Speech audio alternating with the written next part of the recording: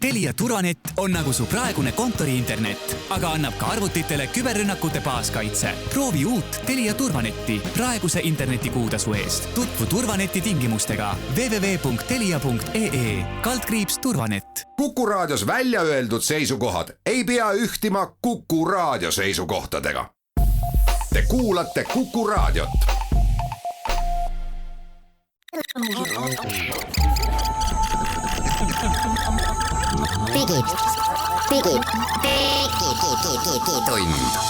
Digitund.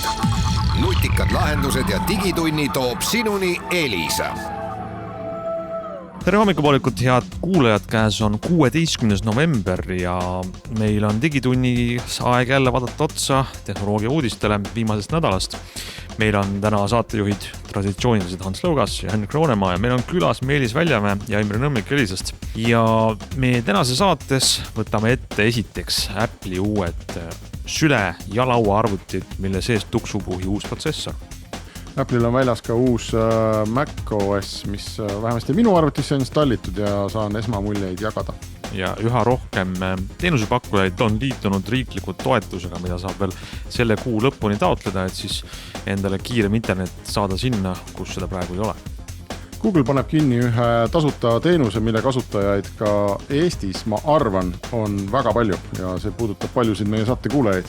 Aga saate teises pooles võtame ette pika nimekirja tundmatutest, kuid väga populaarsetest telefonitootjatest ja arutame, millised neist on midagi väärt ja millised on midagi vähem väärt. Digitund.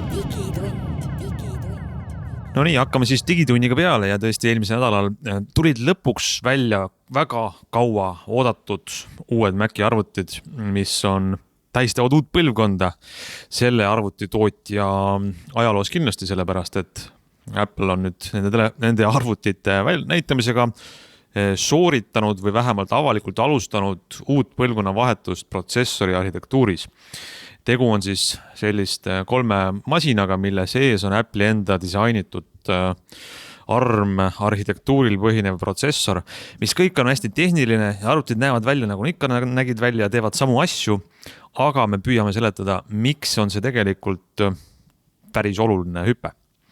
No kes tahaks alustada öelda, mis asi on ARM ja miks see protsessor on ma ei tea, kas me peame nii sügavale minema, aga no põhimõtteliselt Apple nüüd sisuliselt on seal, ütleme, väikese ilustuse ja teatud terve hulga tärnikaste ja mööndustega me võime öelda, et Apple'i arvutites on nüüd samasugused protsessorid nagu nende telefonides ja iPadides. Ainult et võimsamad. Me täpselt keegi ei tea, kui võimsad, aga no need numbrid, mis sealt lava pealt on ju läbi käisid selle esitluse ajal, et neid on isegi mõttetu siin kordama hakata. Aga ei ole tegelikult ju mitte midagi. Nojah, aga nad ütlesid, et uue MacBook Airi sees olev protsessor on kiirem kui mis oli 98% eelmisel aastal müüdud Windowsi sülearvutites näiteks. Aga jäeti mainimata, et mis arvutites? Nojah, aga see kõik maailma arvutid kokku. Aga ma arvan, et me võime oodata, et nad on Apple selline kordades kiirem käis nagu kogu aeg läbi. Et mingis ühes, teises, kolmandas asjas. Et nad panid selle ootuse märgi väga tugevalt maha, et need protsessorid on nüüd kordades kiiremad. Ja siin puhul muidugi ei maksa unustada, et see kehtib ainult mingisuguse 1-2 Apple'i enda äpi kohta, millega nad testinud on. Eks? Et kõik kolmandate tootjate soft on ju tegelikult seda seal benchmarkides ei olnud. Ja see on meil ka läbi testimata. Ja samal ajal siis on aku vastupidavuse numbrid läinud hüpetega üles. MacBook Air ja nüüd see MacBook Pro on, me räägime seal juba Pro puhul ligi 20 tunnist veebisurfamise ajast, mis põhimõtteliselt tähendab sellist, ma arvan, paljude inimeste jaoks 2 päevast see arvuti aku vastupidavusaega või hakkab kindlasti, ma arvan, jõudma sinna, nii et sa hommikul lähed arvutiga kodust välja ja ei pea laadijat kaasa võtma. Nii nagu sa lähed, ma ei tea, näiteks täis iPadiga, kui mõni käib, tavaliselt ei võta laadijat kaasa. Aga jällegi see on ka, et me ei tea, et kas nad tõesti kestavad nii kaua ja mis tingimustes, kui palju näiteks 25 lahti olevat Chrome'i või Safari tääbi võtab energiat ja et hästi palju on sellist tundmatut ruumi, aga ütleme, märk on maas, et kõik on läinud kordades paremaks, kordades kiiremaks ja aku, mitte nüüd 2 korda paremaks, aga seal ütleme 30-40% tundus küll, et panid reaalselt nagu otsa. Saab näha. Ja huvitav on see, et need esimesed protsessorid toodi välja mitte sellise nii-öelda, kuidas öelda, mõne natukene nišima mudeli peal, vaid esimesena nende kõige enim müüdumate arvutite peal, ehk siis milleks on muidugi MacBook Air, kõige soodsam sülearvuti, kus siis ka tegelikult võimsalt kõige parem neid selle uue protsessori arhitektuuri nii-öelda trumpe nautida, ehk siis seal on vähe neid kasutajaid, kes nõuavad väga eritarkvara, väga spetsiifilist mingisugust, ma ei tea, disain, heli, töötlus, graafikatöötlus, vaid selline baas, kontori tarkvara ja brauser. Ja sul on tähtis see, et sa saaks sellega töötada rahulikult pärast ärkamisest magama minekuni. Et see tegelikult see pata aku kestvus muudab seda kasutusstatistikat nagu rohkem telefoni sarnaseks või tõesti nagu sa ütlesid iPadi sarnaseks, et sa laed siis, kui sa magad, on ju. Ja kui ma need Apple'i numbreid vaatan ja usun siis mulle tundub, et selle Airiga võiks rahumeeli hakata tegema vaatajate asju, mida tehakse mingisuguse iMac Proga või siis suure laua iMaciga, et kiiruse poolest teoreetiliselt nagu... No tegelikult on ju seal mõlematel sees sama protsessor nii Pro'l kui Airil, eks lihtsalt vahe on sellest ühel ventilaator ja teisel ei ole, eks üks Pro saab joosta kauemalt kuuma nagu Air. Just, aga piik on neil suhteliselt sarnane. Aga mis on huvitav on see, et kui vaadata nüüd poodi, kas või Apple'i enda veebipoodi, siis MacBook Pro puhul jäid ilusti müüki ka kõik vanad mudelid, vähemalt mingi valik neist sellepärast, et näiteks sellel uuel M1 kiibil, see ei ole protsessor on ainult üks jupp seal sees, vaid see kiip sisaldab ka igasugu teisi, on see graafika, tuumad ja muud. Seal sees on ainult väga piiratud hulk mälu, on 8 gigabaitise mäluga arvutis. 16 saab ka tellida. Tõsi, oli, aga näiteks suurema nõudlusega Pro kasutajad, kes tahavad 32, siis lihtsalt nemad peavad tellima vana Inteli arhitektuuriga masina. Et seal ei ole võimalik seda uut, et on ikkagi üsnagi piiratud valik jäänud. Ja see on huvitav, mis Meelis ütles, ma tahaks tähelepanu juhtida, et sisuliselt kõigis nendes 3 arvutis, mis välja tuli, uus Air, uus Pro ja uus laua, siis see Mac Mini, eks. Neil on täpselt sama protsessor sees. Apple ei ole öelnud, ma ei tea, Meelis paranda, kui ma eksin, aga siiamaani mina ei ole näinud, et kas need protsessorid jooksevad ka sama kiiresti, et kas need gigahertsid on kõigil samad? Ei ole näinud jah, nagu ma kujutan ette, et ilmselt base on neil sama ja võib-olla siis peak on Pro'l suurem, kuna ta on aktiivne jahutus peal. Ja erinevus siis tundub olevat see, et need Pro ja Mac Mini on jahutusega ja MacBook Air jahutab ennast läbi korpuse ise ja seal puhul on see küsimärk, et me ei tea, esiteks me ei tea, et kui kaua nad lubavad sellel protsessoril nii-öelda kõvasti töötada, seal kuumalt töötada selle MacBook Airi sees, ehk et kui kiiresti ta hakkab jalgu jääma, sel juhul kui palju nad peavad selle protsessori aeglasemaks tooma ja kolmandaks me ei tea, et kui kuumaks tegelikult see MacBook Airi korpus nii-öelda tavaliste, ma ei tea, veebis surfamise ja ma ei tea, Exceli kasutamise ajal läheb, sellepärast et praegune Air, mis on Inteli protsessoritega, kannatab väga tugevalt selle all, et kuigi seal on jahuti, siis minu meelest lähevad nii kuumaks, et sisuliselt mina ei olnud nõus seda kasutama. Aga selliseid küsimuse kohti on nagu palju. Saadavus on 2-4 nädalat ja mis on minu jaoks tegelikult pettumus, aga väga timmkukilik, on see, et nagu ka Hans juba ütles, et välimuselt on kõik sama. Sisuliselt mitte midagi ei ole muutunud. Et oleks võinud ju kasutada seda juhust, et me toome ägeda protsessori ja ühtlasi me toome oma sülearvuti disaini sealt 2015. aastast tänapäeva. Et Apple'il on ikkagi need ekraaniservad on suured ja kõik on need on giftid ja ilusad, aga kui me vaatame siin, mida Dell teeb ja ma ei tea, HP ja teatud määral isegi Lenovo, aeg on edasi läinud. Aga see oli natuke pettumus. Tim Cook jätab selle, ütleme sellise paari aasta pärast, oled sa uuesti sunnitud välja vahetama. Aga see on Apple'i stiil ju, et panna uus telefon vanasse korpusse ja müüb samamoodi. Müüb samamoodi, jah. Ei pea hakkama masinaid ringi tegema. Ja veel üks asi, millele tähelepanu juhtida, et Pro küll tuli, 13-tolline Pro, aga see on see lahjem Pro. Ehk Prosid on teatavasti 2 tükki, on 2 USB-pordiga ja 4 USB-pordiga. Ja tuli ainult see 2 USB-pordiga. Nii et 4 USB-pordiga uue protsessoriga Maci arvutit ei saa. Ja jällegi, ma arvan, paljud inimeste jaoks ei tähenda midagi, aga ma võin lihtsalt öelda, et kui sa ühte auku torkad laadija, teise auku torkad veel midagi, ja siis sa oled tõeline Pro on ju ja avastad, et nüüd ma tahaks 3. ja 4. auku ka mingi, ma ei tea, välise helikaardi või mikrofoni või midagi panna või mis iganes asja, siis sa ei saa. Ei no kui sa oled Pro, siis sa kasutad dokki ikkagi seal taga. Ja mingit donglit. Ja. Seda küll, aga tegelikult on see loogiline, et nad praegu võtavad selle kasutajate suure massi ette lihtsama Proga ja Airiga, kellega siis teha läbi see kasutusharjumuse muutus ja väiksed need nurgad maha lihvida, mis on selle tarkvara uue põlvkonna vahetusele läheb.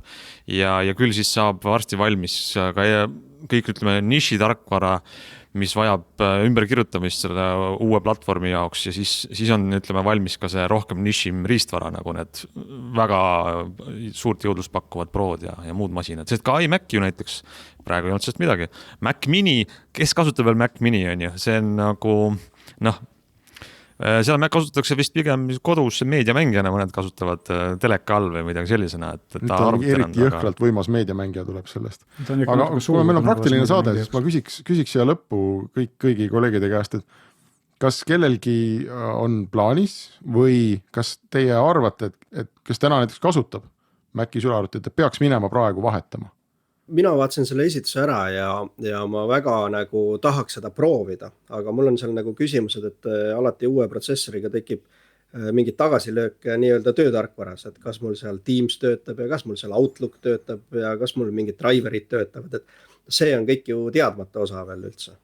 Mina arvan, et mul ei ole nagu põhjust minna vahetama, aga kui olles selline baasvajadustega kasutaja, kes kasutab brauserit ja võib-olla natukene kontori tarkvara, siis oleks väga kihvt osta see uus masin ja vaadata, kui palju kiiremaks ja palju akut rohkem välja pigistada saab uue masinaga, et see on pigem nagu positiivne asi. Aga et nüüd spetsiaalselt vana maha müüa ja uus osta, ma ei näe, et see veel on see nagu hädavajalik.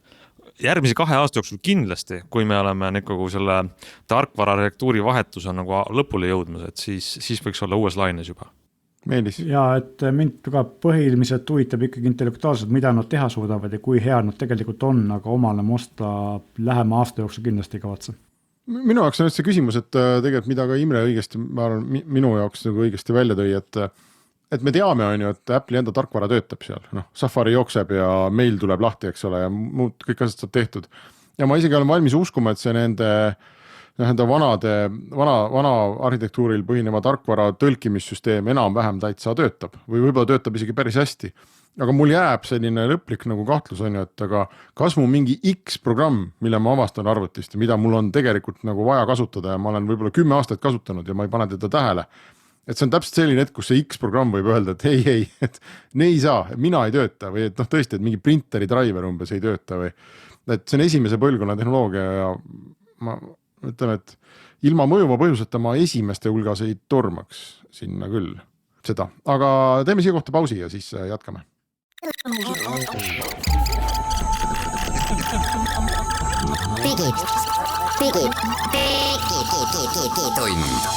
Digitund. Nutikad lahendused ja digitunni toob sinuni Elisa. Digitund läheb edasi ja jätkame veel korraks juttu uutest Apple'i arvutitest, nimelt kui riistvara toodi maailma ette eelmise nädala alguses, siis neljapäeval tuli välja ka uus operatsioonisüsteem Big Sur, uus põlvkond siis macOSi operatsioonisüsteemist ja see on vist suurim uuendus, sellel on see, et ta toetab uue protsessoriga arvuteid, on peamine. Aga ma saan aru, saate alguses ütles Henrik, et tema on seda juba katsetanud, no jaga meile siis esimesi muljeid, kuna mina ei ole riskinud seda endale veel peale panna. Et kas on minul on siis... see, ma kasutan väga kriitilisteks ülesanneteks Windowsi lauaarvutit ja seetõttu ma julgesin selle oma sülearvutile peale panna, et ta on selline 20% ajast kasutuses masin, mille taha otseselt midagi seisma ei jää. Ja minu jaoks kõige suurem muutus on ikkagi see väljanägemine, et sisuliselt on ikkagi arvutist saanud iPad. Et need on iOS-i ja nüüd macOS-i kõik väljanägemine, kujundus ja mingis hulgas isegi nagu loogika on väga-väga sarnaseks muutunud. Ja iga jumala element, mis sinna macOS-i ekraanile on toodud, kisab tegelikult selle järgi, et puuduta mind sõrmega. Ehk, et mulle tundub, et need kaua oodatud puutetundlike ekraanidega Macid ei saa olla kaugel. No neil ei ole mitte mingit põhjust tuua sisuliselt iPadist peaaegu üks-ühele üle kasutaja elemente. Kõik nupud on suured ja kõik on selline lame ja valge ja paljas seal enam-vähem, et töntsakas sõrm saab nagu pihta. Ja ma tean, et minul läks ikka paar päeva aega, enne kui ma väga täitsa ära harjusin selle uue kujundusega.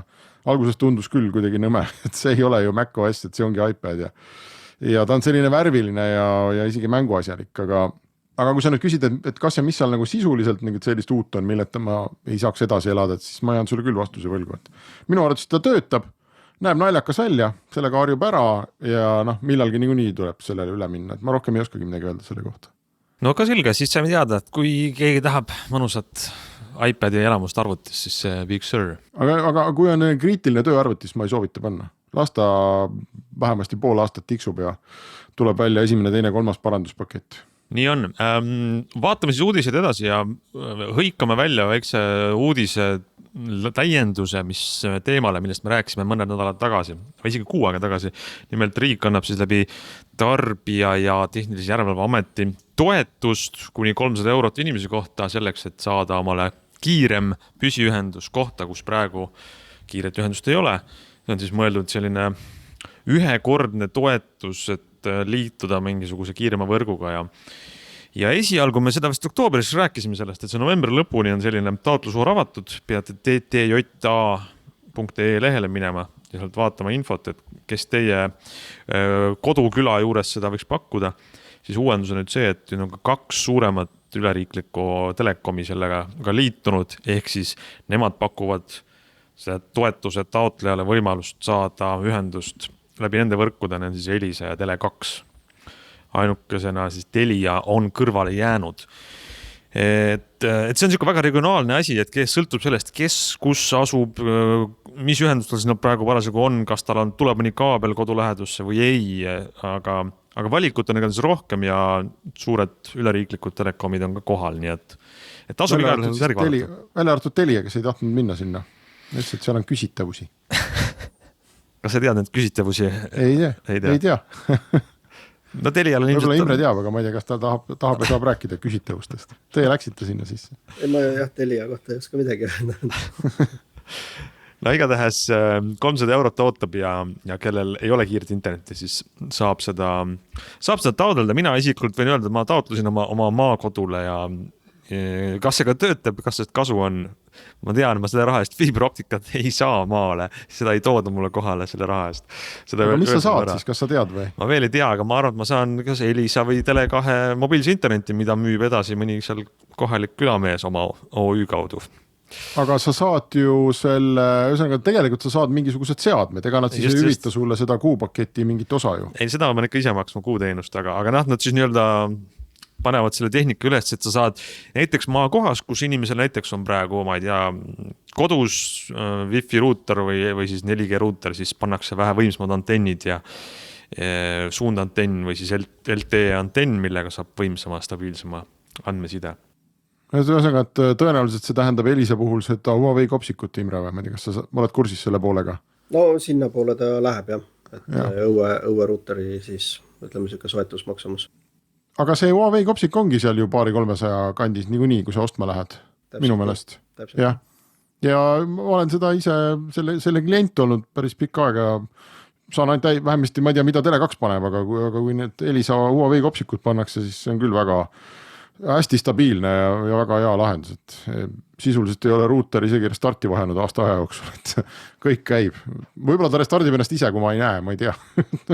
Aga igatahes minu vaatest on alati, kui ma arvuti lahti teen, on internet olemas ja probleeme ei ole. Et kui keegi mulle või sulle Ants või mõnele kuulajale kinni maksab selle, et see asi pannakse püsti, siis aga miks mitte? Ja minu arust on see nagu selline tagurpidi lahendus, et minu arust vajaksid toetust just need kohad, kus operaatorid küsivad ühenduse üles panemiseks 10 000, kui siin mõnes kohal juhtub, eks ole, aga see 300 ilmselt seda inimesed kõik leiaksid. Et ättavad ikkagi need kohad, kus lihtsalt see ei ole nagu operaatorile kuluefektiivne ja siis küsitakse ulmesummasid. Selle peale peaks riik hoopis rohkem vaatama. Ja, ütleme, tegelikult on ka see on küll suhteliselt väike raha, mida sa kulutad seal, aga ta on ikkagi lühiajaliselt kulutatud raha, et mul on raske ette kujutada, et erinevad fiibrist on ju, mida me võime kasutada 10 aastaid pärast seda, kui me oleme selle raha välja käinud, et siis olgu ta Huawei kopsik või kelle iganes kopsik, et ta sul veel 10-15 aasta pärast selle raha eest midagi teeks. Et see on selline kiire odav 4 aasta küsimus pigem. Vot nii, aga me läheme siit pausile ja siis jätkame.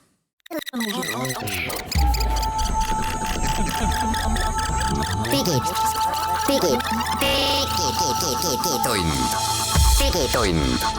Nutikad lahendused ja digitunni toob sinuni Elisa. digitund läheb edasi uudistega ja enne kui me tegelikult jõuame võtta ette oma pikema teema selles saates, kus me vaatame rohkem ja vähem tundmatuid telefonitootjaid, siis halba uudiseid on tuua Google'i poolt. Ja eriti nendele inimestele, kes kasutavad Google'i pilve selleks, et varundada oma fotosid. No ütleme, meid on siin 4 saates. Kas teeme kiire küsitluse, mitu protsenti meist kasutab Google Fotos teenust? Mina kasutan. Mina kasutan. No, no nii, 100%. Võimas. Ja halb uudis on siis see, et kui seni lubas Google sinna fototeenusesse laadida piiramatul hulgal kõrge kvaliteediga pilte, millele vist maksimaalne resolutsioon 16 megapikslit, siis nüüd enam ei ole. Piiramatu ruum sai otsa, internetis lõppes ruum ja nad ütlesid, et maksimaalselt 15 gigabaiti. Pidu lõppes ära. No tegelikult tuleb maksma hakata lihtsalt, et see on selline naljakas süsteem on neil tehtud, et see muutus hakkab kehtima järgmise aasta 1. juunist ehk pisut üle poole aastane aega ja ühtlasi see 15 gigabaiti hakkab ka lugema järgmise aasta 1. juunist. Nii et kui sa lähed täna vaatad, et mul on mingi 14,8 juba kasutatud, et mis nüüd saab, midagi ei saa. Et kõik need, mis on enne seda kuupäeva laetud, jäävad nii-öelda selle tasuta, ma ei tea, paketi siis sisse. Aga kõik, mida sa laed siis alates järgmise aasta 1. juunist, kui 15 gigabaiti saab täis, siis Google hakkab raha küsima. Ja tuletan meelde, mina muide olen maksev klient, sellepärast, et mina tahan, et seal on 2 nagu taset, et sa kas laed oma fotod üles jutumärkides originaalkvaliteedis või siis jutumärkides kõrges kvaliteedis. Ja see kõrge tähendab seda, et Google on ise tõmmanud, pakkinud ja natukene väiksemaks teinud neid fotosid. Ma arvan, et seal märkimisväärselt vahet ei ole, aga mina olen kogu aeg tahtnud, et läheks originaalina ja siis kuna ma niikuinii Google'ile pilveteenuse ruumi eest maksan, siis see läheb sinna sisse, nii et mina olen vähemasti maksev klient, ma ei tea, kas teist keegi on? Natuke teistmoodi, et mina Google ei maksa, kasutan seda sama tasuta ruumi, mida nad pakuvad praegu veel, aga ma maksan Microsoftile ja kuna ma Office'ist nagu nii maksan, millega tuleb kaasa 1 terabait pilveruumi, mida on päris palju, siis minu kõik pildid jooksevad ka muutmata kujul Microsofti pilveks, mul on nagu 2. Puhtalt sellepärast, et kui ühe või teisega midagi juhtuma peaks, siis teine on alleseks. See on muide väga hea telefonisid jooksevad, net on tänapäeval odav või tasustaks, võid kui panna Wi-Fi üles laadima, nii et selles mõttes tas olla see backup. Aga sul käib siis läbi OneDrive'i äpi see, ma saan aru, jah? Just. Okei. Sest ma olen kogu aeg mõelnud, et ma otseselt ei karda, et Google'i, ma ei tea, et see datacenter, kus minu fotod on, põleb maha. Kuigi seda võib ka juhtuda, et neil ei ole mingit... Ma olen mitmes, ma arvan. Ei, jah, seda küll, aga see on küsimus pigem selles, et Google on ennegi teinud nagu lolli otsuseid, mingi mõtet kustutab see konto ära või sa ei meeldi tal ühel hetkel enam. Just, see on kõige suurem risk, jah.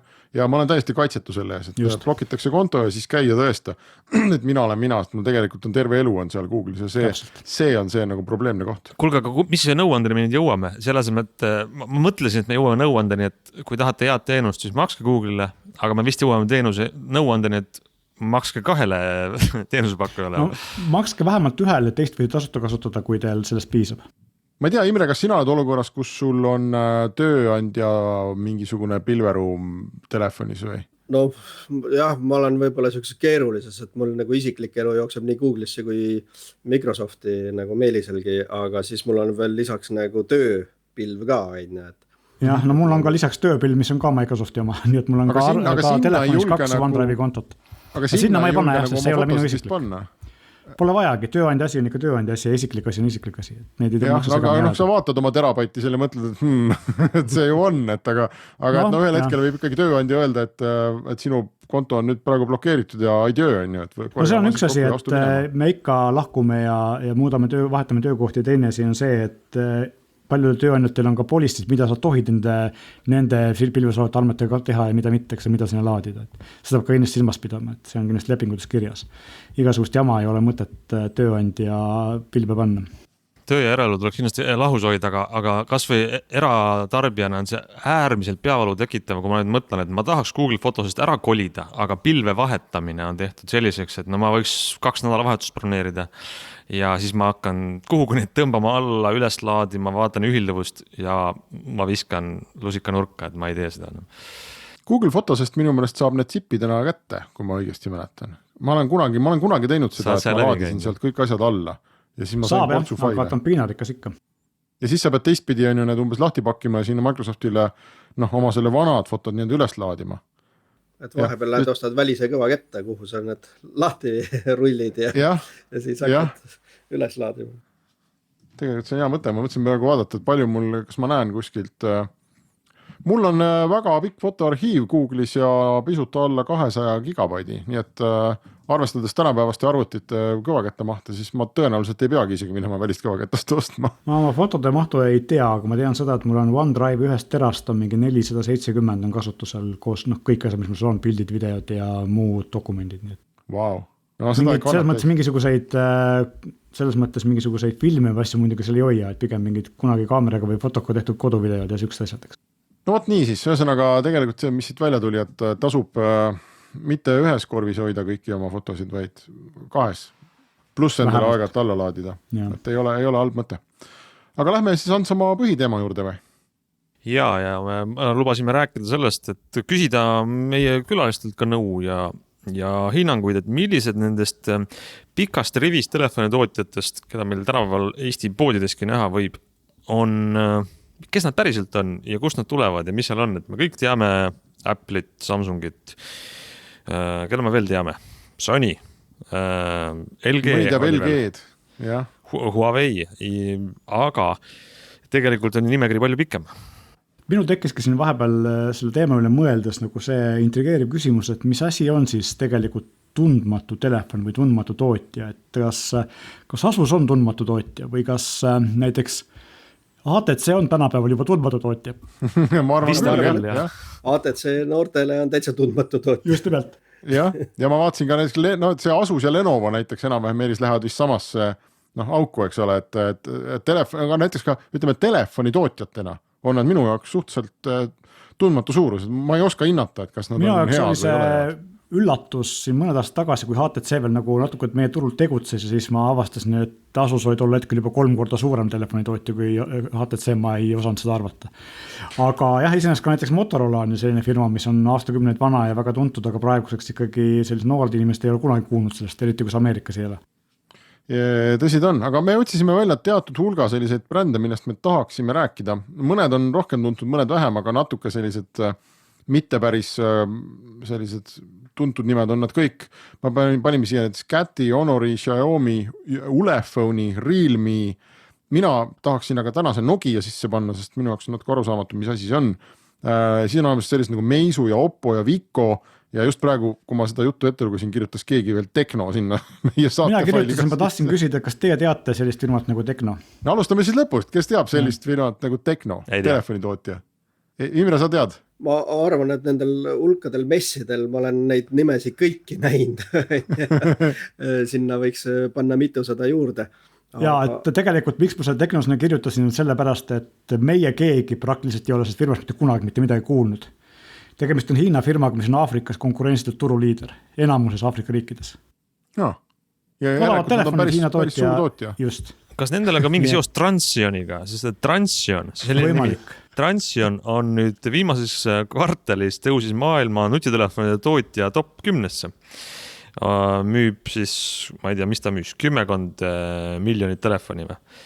Ja tegu on täpselt selle profiiliga, keda meie kunagi elus ei näe, Hiina tootja, kes müüb siis Aafrikasse, mudale 3. turgudesse.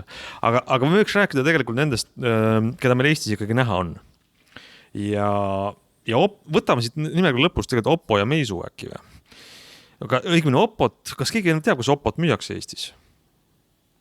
Kas Eestis Oppot üldse müüaks? Ma tean, et need Oppo grupi ettevõtted, nii Vivo kui Realme on käinud Eestis ka mingite edasimüüjate kaudu siin Eesti operaatorite ja müüjatega rääkimas mingit diili, minu teada ei ole sellest tulnud, Imre võib-olla teab täpsemalt rääkida, aga ma tean, et nad on maad kompinud, aga siiamaani väga nagu siin meie kandis neid veel ei paista, et Kesk-Euroopas neid ikka liigub, et seal on nagu esindused olemas. No Oppot ennast jah ei ole, et Oppo on positsioneerinud ennast ikkagi nagu Hiinas sinna. Et meil kõige lähim on siis OnePlus, mis on sealt nii-öelda Oppo mütsi alt tulnud. Nemad on Oppo. OnePlus on Oppo oma. Kas on nii või? No on tütarettevõte või jah, ühesõnaga samad omanike firma. Sidus. Ühtlasi ka Realme ja Vivo siis, neli brändi, kes moodustavad kokku maailma suurima telefonitootja, millest keegi räägib. Oppo, OnePlus, Realme ja Vivo. Vivo, jah. Okei, need on kõik sisuliselt sama müts, aga erinevad PPK grupp on kõik, jah. Okei. Ja me näeme, ühesõnaga, need on siis Hiina enda ka brändid, eks ole, et mitte nagu selline blaupunktilaadne liigutus, vaid et kõik ongi 100% Hiina. Jah, erinevad siin paljudest teistest brändidest, kellest me räägime, siis nii Oppo grupp või siis sama 4-5 brändi, kellest me rääkisime ja Xiaomi koos Realmega on ju tegelikult ja Pocoga on ikkagi, neil on nagu reaalne tootearendus ja reaalne raha ja reaalne nagu, nad teevad asju. No aga sa tegelikult juba mainisid siin paari nime, mis teevad olukorra veel segasemaks. Poco Phone on telefoni mudel, mille taga on tegelikult bränd nimega. Ta oli Xiaomi bränd, praeguseks on nemad ka läinud lahku või spin-offitud, ma ei tea, kuidas eesti keeles, spin-off eesti keeles on, aga ühesõnaga, et see firma nagu osaliselt maha müüdud kellelegi teisele. Aga ilmselgelt kasutaks siiamaani ikkagi Xiaomi tehaseid, jah. Oota, kas Xiaomi on veel eraldi selline hiiglane või nemad ei ole Oppo või on? Ei, Xiaomi on eraldi hiiglane. Neil on samuti 3 brändi, nagu Oppol on 4 brändi, eks Xiaomil on Xiaomi ise, see on Realme, mis on nende säästutelefonid ja siis on see Poco, mis on selline nišisäästu asi, mis peaks noortele huvi pakkuma kõige rohkem. Okei. Ma arvan, et teeme siia kohta pausi ja siis jätkame selle nimekirja kompamist.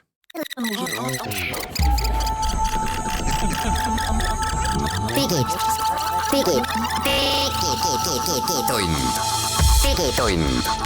Nutikad lahendused ja digitunni toob sinuni Elisa.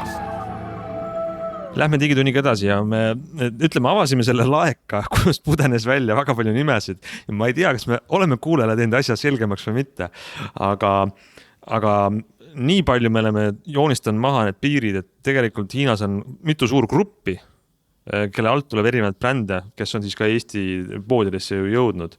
Ja nende gruppide vahel, minu küsimus on see, et kas ühe grupi telefoni brändidel on mingi vahe või mitte. No võtame selle Xiaomi ja Poco ja midagi veel, et kas nende vahel valides on see ainult telefoni disain ja nimi või on seal hinnakvaliteedi valikus ka midagi oskata teha? Seal on hästi keeruline, et Pocot ja Realmit tegelikult surutakse üsna agressiivselt odavasse hinnaklassi, aga samas nad ilmselgelt, kui nad on odavad, siis ka natukene sisu poolest on nõrgemad kui kallimad telefonid.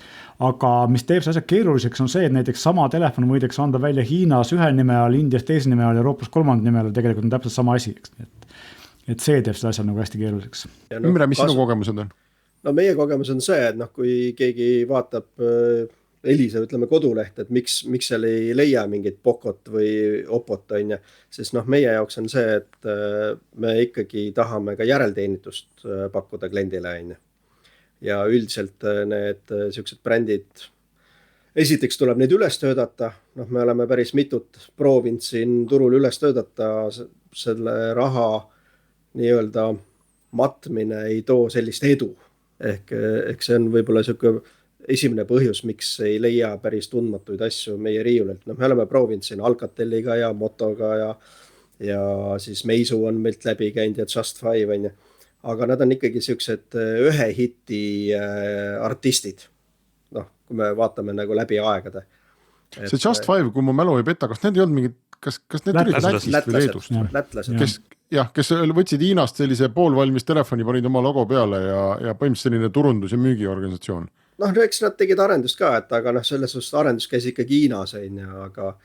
Ja, et selles mõttes on siin võib-olla natuke eriline ongi see meie nimekirjas olevast telefonidest nagu Vico, mis on meenutab kõige rohkem seda Just 5, kuna tegemist on Prantsuse brändiga, kes siis samamoodi Hiinast ostab ja müüb ja on millegi pärast seal Lääne-Euroopas, Prantsusmaa, Saksamaal üllatavad edukas. Loomulikult mitte nii edukas kui suured tegijad, aga neid on igal pool näha poodides.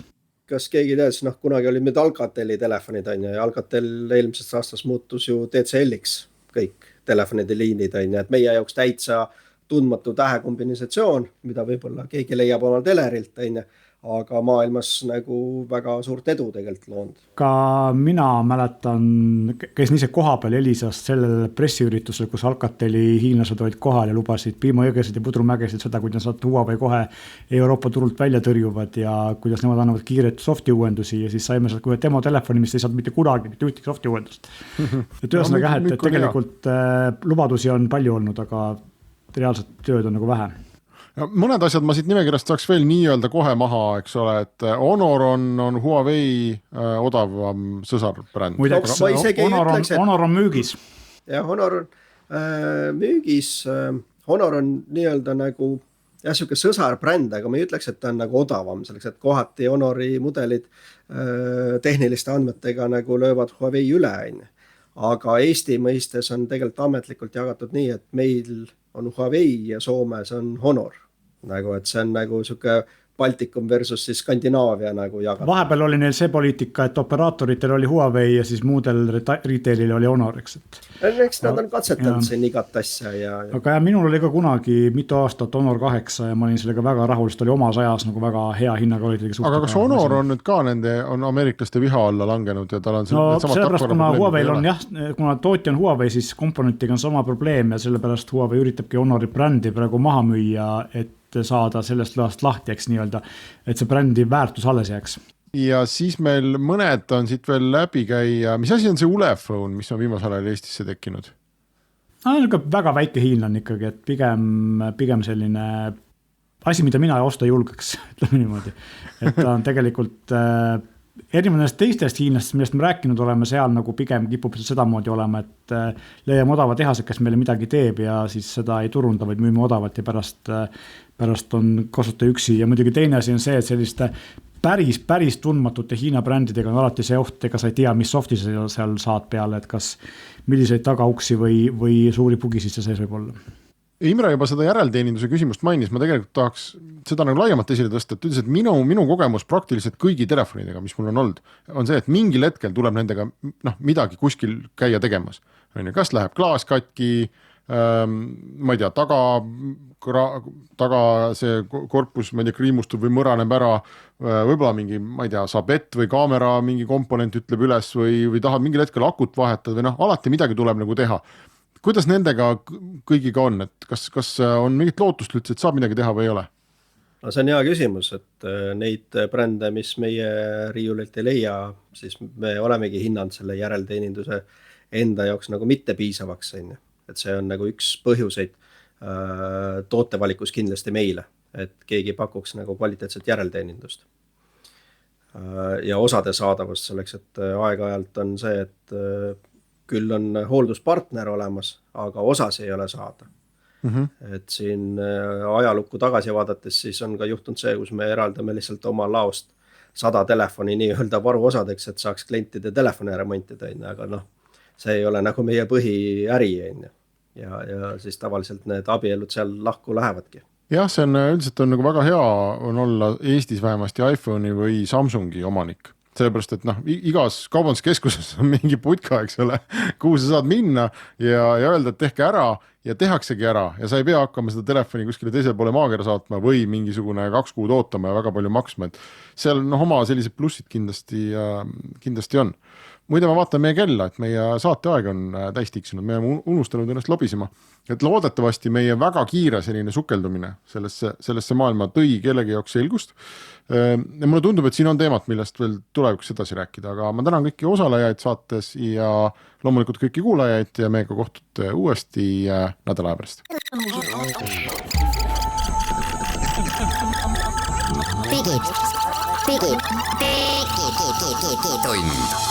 Digitund.